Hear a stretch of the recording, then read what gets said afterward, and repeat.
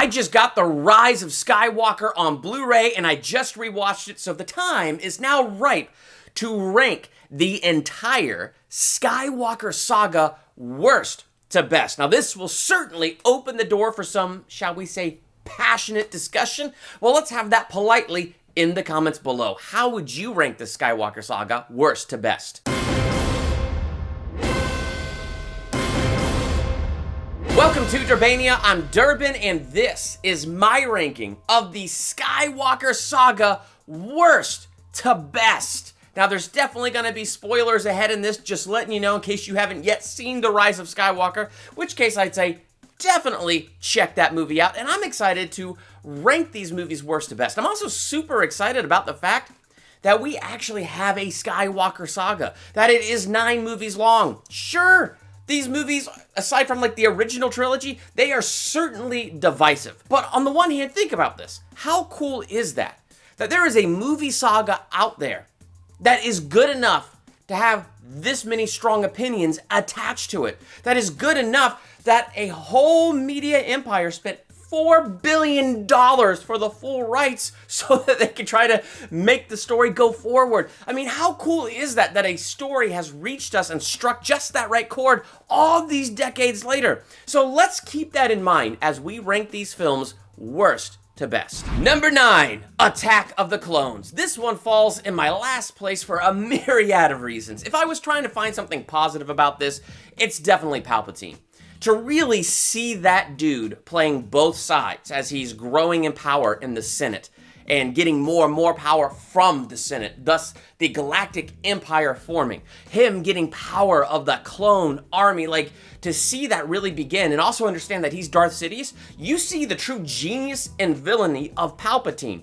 That this dude has got power over both sides and he's playing them against each other, and no matter what, he comes out on top. They are following him in that deception, and here all the while he's been laying the foundation for his empire. And so it's really kind of cool to dig into that a little bit and understand that about Palpatine as you're watching this movie. But for sure, the things that put this movie in my last place, the CGI.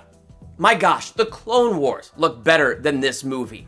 I mean, number one, those were intended to be animated, but as the budget increased on that, I think the animation looks really good in that show. But number two, here you are trying to do a live action film, and you could tell everything's green screen to the point that it looks like Mary Poppins, live action people in the midst of cartoons. But cartoons like from like a PlayStation 2 or PlayStation 3 cutscene. And so that did not age well. The practical effects of the original trilogy, I think, aged far better than the CGI effects of this movie. And that's definitely something that is very distracting and pulls it down. The other thing that is very distracting is Anakin Skywalker himself, and I don't think Christian Haydenson did like the worst job as the character. I think he did what he could with what he had, and it was bad dialogue and just cringeworthy stuff. His character was so whiny. Now here's the missed opportunity. He's whiny because the Jedi keep saying suppress everything. We're really seeing cracks in the foundation of the Jedi, of their religion, of their belief system. There are massive cracks in the foundation that are forming. They're more about the letter of the law than having a relationship with the living Force itself. And so they're trying to hold Anakin to this letter of the law, and he feels guilty and condemned by it because he's in love with Padme. Let's ignore how creepy that is right now, and just look at the fact that he's in love with her, and technically, by the letter of the law, he's not supposed to have these feelings of attachment. So how does he deal with those feelings? Well, nobody's telling him how to deal with it. They're just telling him it's bad. So yes, no wonder he's whining. But what we're missing is the whole why component. You can extrapolate, because if you know Star Wars canon, it's easy to kind of look above that and extrapolate what's really going on. But I don't want to extrapolate. I want to see it. I want to see the cracks in the Jedi religion, and I want to see how deeply that's affecting him, more so than I ever saw it in the actual film. All I saw was Anakin whine. And they dropped interesting lines like Mace Windu talking to Yoda, and he says, should we inform the Senate that we're losing our ability to hear the Force? I mean, it shows that they've really lost touch with the living Force, but you get that from a line. You don't actually see them losing touch. You don't actually get deeper into what's really wrong here. And I would love to have spent more time with that. And so to me, that feels like a huge missed opportunity, so I could have really seen what Anakin is dealing with. And either way, he should have been less whiny. You really need Padme to be in love with him. Now, you get why he's in love with her, but you really need to understand why she's in love with him. And I don't get it. She is a fierce, strong, leader, independent woman, and he's a crying man-child. It's not fair. It's unfair. He's jealous. I don't like Sam, and you will learn your place, young one. He's holding me back. What about him is the least bit attractive? So they needed to man him up a little bit, but it's still interesting understanding what he has to suppress and how was that affecting him. So it would have been cooler if they would have shown that on different levels and spent more time with the Jedi, which leads me right into number 8, The Phantom Menace. This one falls at my number 8, continuing that idea of missing a huge opportunity. What they did is they spent a ton of time on politics and very little time on the cracks forming in the foundations of the Jedi Council. They needed to flip-flop that and spend time on the cracks forming in the Jedi Foundation with some of that politics. I get that the politics are important. I truly get it. But man, this was the film to really establish that the Jedi Council was losing it. This was the film to really establish it in such a way that when you understand Anakin starts to train with him, you go, oh boy. I think it is time we inform the Senate that our ability to use the Force is diminished.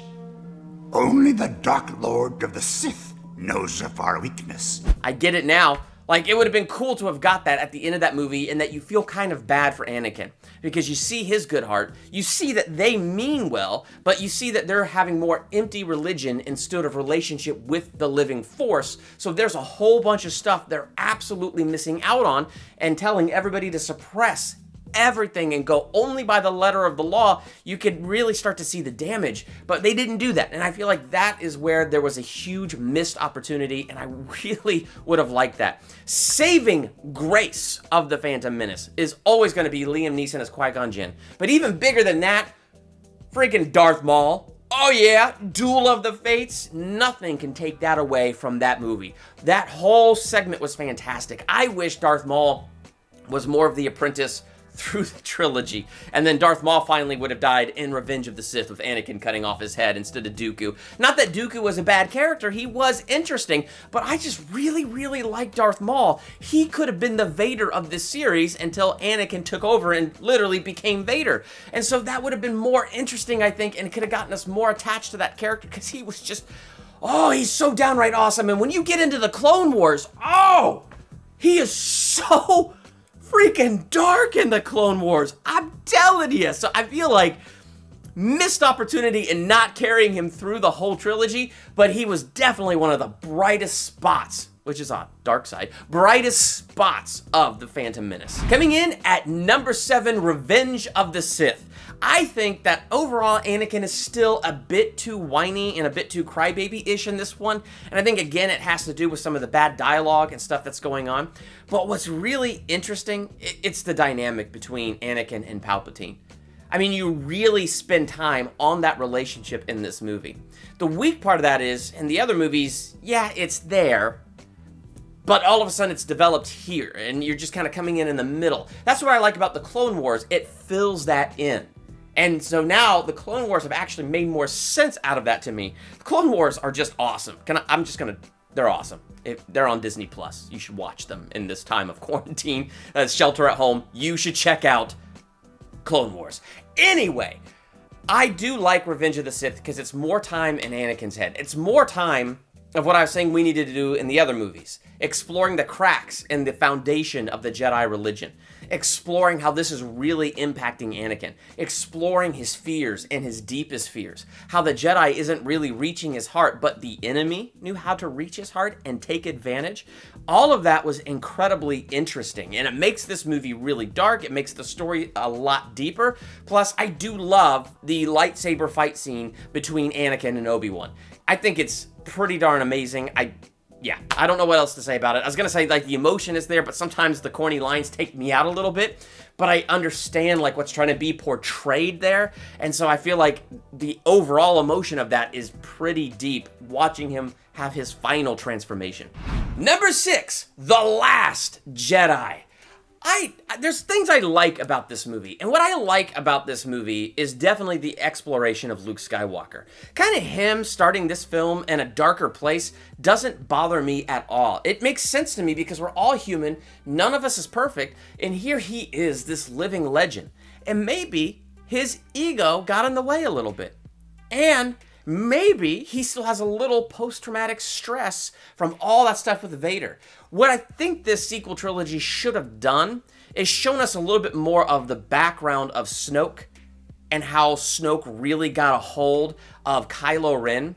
Because, you know, when you have that scene where Luke is kind of looking into Kylo Ren's mind, into Ben's mind, and he's seeing what Snoke has already done in there, it makes you wish you got a deeper understanding of what that was, how Snoke got a hold of him, and how Snoke was already kind of darkening him. So much so that even Luke was frightened by it and thought, let me cut this off now. Let me take this out by the root. Oh, nope, this is my nephew. I gotta stop. And you also gotta think, yes, his goodness turned his father. And I totally get that. He had such hope that it even turned his father around. And the disappointment is, where was that hope here? But how much post-traumatic stress exists in him after being electrocuted by Palpatine, after all that he went through? There's got to be some residual fear in there that the idea of going through that again and then seeing that darkness in Ben. But he got a hold of himself. He just got a hold of himself a little too late. So all of that I find interesting. The reason he was in exile, I find interesting. I just wish we got a little bit more depth with Snoke and how he got a hold of Ben. So I think that would have been... You don't have to go into that a ton, but just to go into it a little bit more, I think would have been a bit more interesting. So I liked Luke's character arc, where he started kind of feeling ashamed, guilty, and afraid. And while he's training Rey, he's relearning what it means to be a Jedi. And then it ends with him in that better place and doing that final fight at the end, which I thought was actually really, really cool. And then force projecting himself and then dying because of that force projection and all the energy that it took from him to do that. Like, all of that was, I thought, done really, really well. So I enjoyed that, and I enjoyed Luke's character arc. The whole thing where they were running out of gas was Season 1, Episode 2 of the most recent iteration of Battlestar Galactica. It just felt like it was a total ripoff, that episode, 100%. And so that kind of took me out right there. There were still interesting things in that, but that took me out. The whole Canto Bite stuff and the... whatever. That was just like... And the final thing was the subversion. I get it. It's cool to subvert expectation. It's cool to subvert things a little bit. But it felt like this movie went out of its way to be a subversion. It feels like if you look up subvert in the dictionary, Last Jedi is now the picture you see, because it went overboard with the idea of subverting. A lot of good stuff was set up in The Force Awakens. Really clever stuff, I think. Maybe JJ didn't know where it was going, but there was still good setup that you could have done a lot with, and instead of doing anything with it, let's just subvert it all. And that irritated me so much, but it didn't feel like it just subverted that. It just felt like it kept subverting every Star Wars expectation. I'm like, I get it. You're trying to do something different, and I respect that. But take a chill pill on the subversion. So that's just kind of my honest thoughts over that. There's still a lot of positive things about The Last Jedi, story-wise, that I think are pretty good, especially concerning Luke and Rey and all of that. Like, I thought that was interesting. The fight where Rey and Ben actually team up together, incredible. So there's a lot of stuff to like about The Last Jedi. Coming in at number 5, The Rise of Skywalker. I feel like this was a pretty good movie. Now, things I've heard is that this movie was close to 3 hours, so JJ cut it down to like 2 hours and 40 some odd minutes. And then I heard that they went back and cut another 20 minutes or so out of it. So when you watch it, it definitely feels very condensed. The positive about that is I like how fast-paced it is, how the action keeps going and it keeps moving. We had a very deep, philosophical second movie, so it's kind of cool to get into this finale and just hit the ground running and move. So I did kind of like that. The other thing is, you can't help that stuff was set up in The Force Awakens. She's not a nobody. I'm sorry. Like, I like the plot idea that you don't have to be a Jedi or of Jedi blood to have the Force. The Force comes to anyone.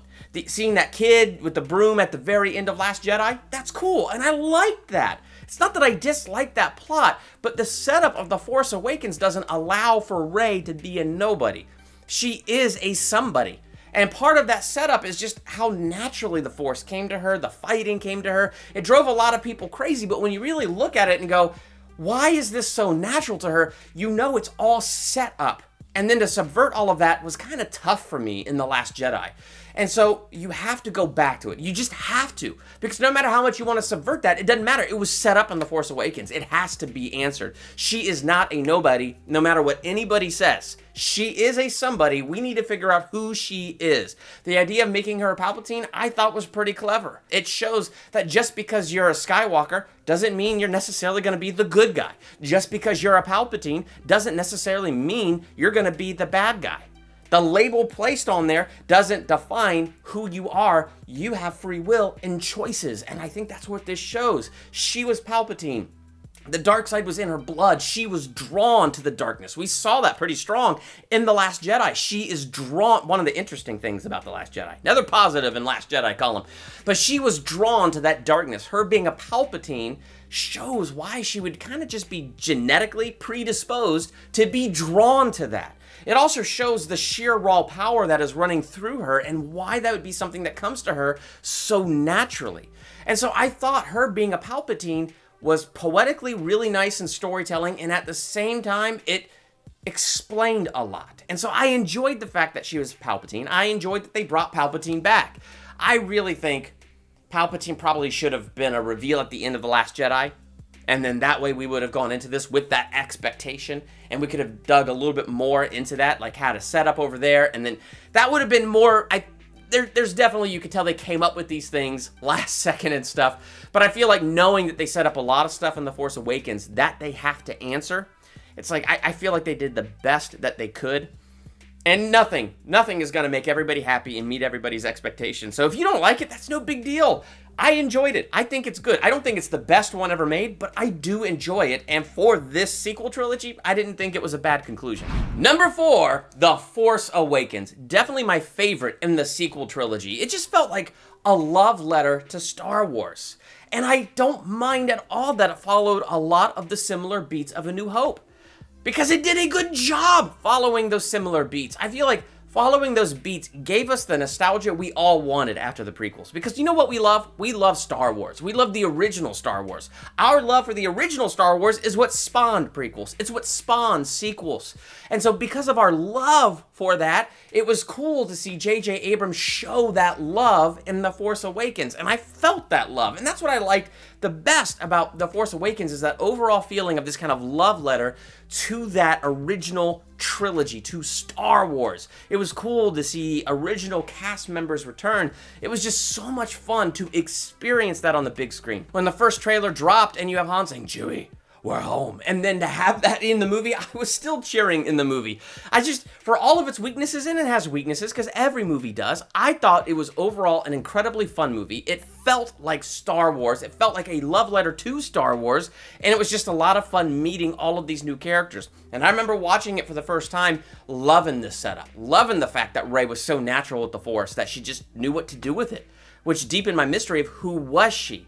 I remember walking out of that theater thinking she was Luke's daughter, thinking she was Han's daughter. I'd never thought Palpatine, but I knew she was something. I knew she was someone. She belonged to some family because it's too strong with her and she's too natural with it. I had so many crazy theories going on. So it was fun to walk out of the theater with all of those thoughts racing through my head. I know what I have to do, but I don't know if I have the strength to do it. I know what I have to do, but I don't know if I have the strength to do it. You do. Number 3, A New Hope. This is the first of the original trilogy. It's just so cool to dig into this movie and see the hero's journey. Luke starts very whiny at the beginning of this. He wants to pick up power converters and he doesn't want to clean the droids and he's so whiny. And by the end of this, he's flying a freaking X-Wing through the trench of the Death Star to shoot a target like that big to blow up an entire starship, and he succeeds. We get to watch his character go from A to B and grow and mature.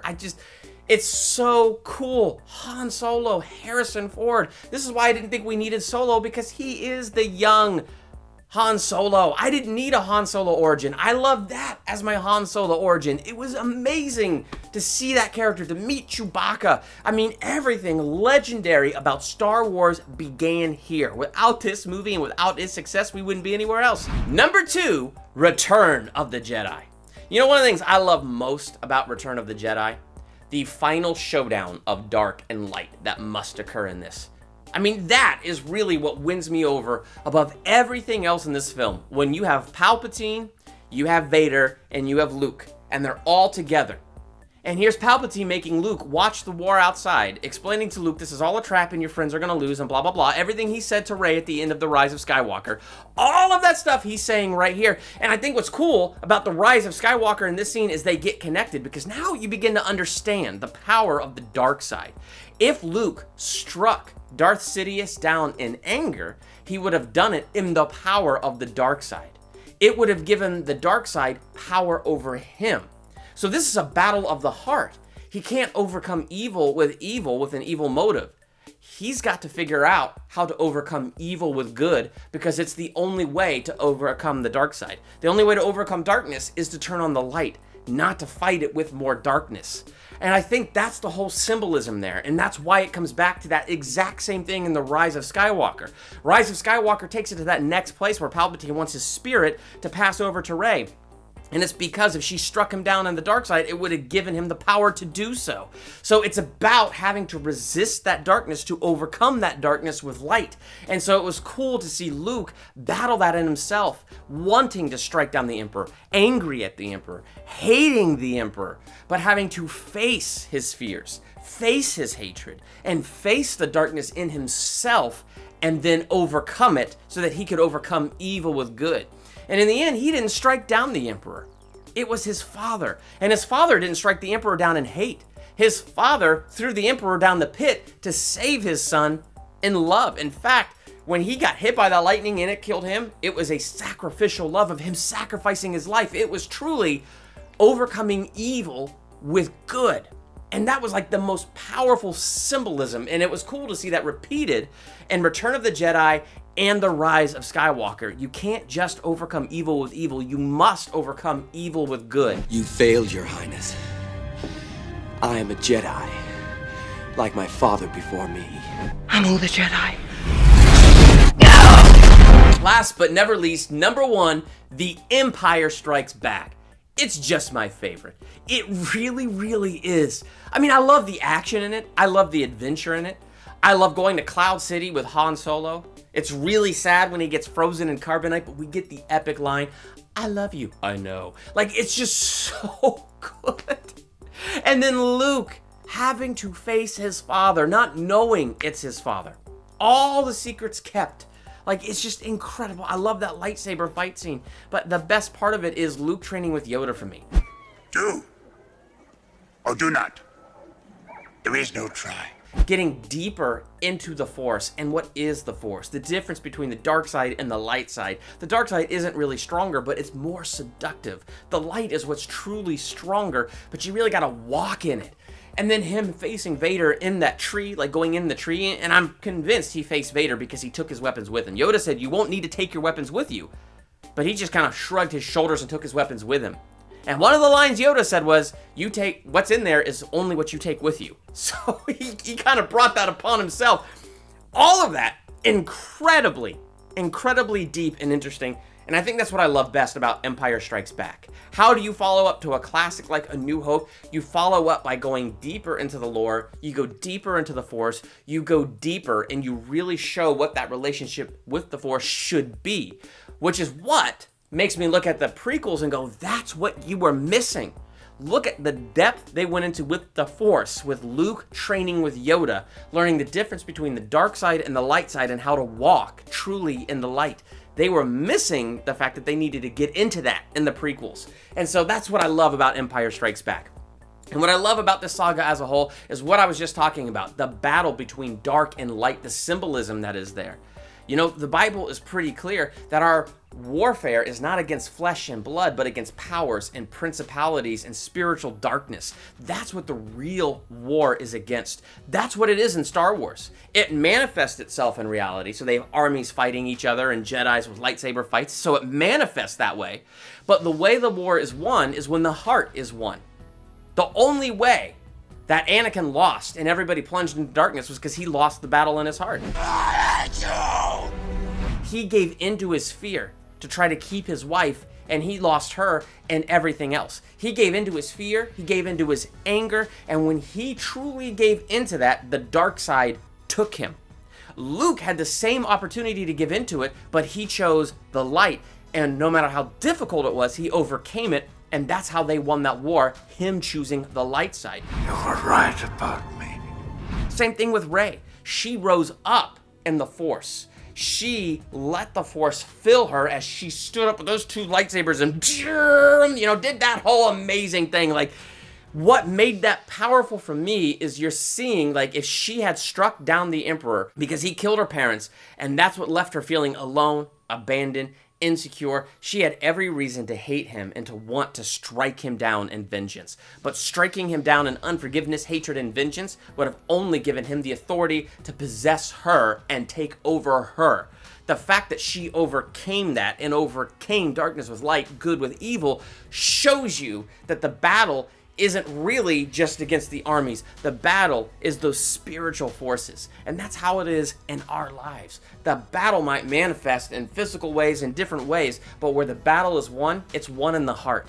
When we let the light in, when we let Jesus in and let him fill our lives and entrust ourselves to a living relationship with him, it's that light that overcomes the darkness in our lives. That's where the battle is won, when we surrender to him and let his light in. So what did you think of the Skywalker Saga? How would you rank it worst to best? Let's talk about that in the comments. Did you like this video? Hit that like button, share this video. Thank you so much for that. And if you want to support Durbania and you like what I do here, a great way is my Patreon page. I have the link to that in the description. I have different rewards for different levels of giving, so check that out in the description below. And while you're there, hit that subscribe button to become a Durbanian. Hit the bell by the subscribe button so you're notified for my next ranking video, theological analysis, or anything else I do here. I'm Durbin. Thanks for checking out Durbania.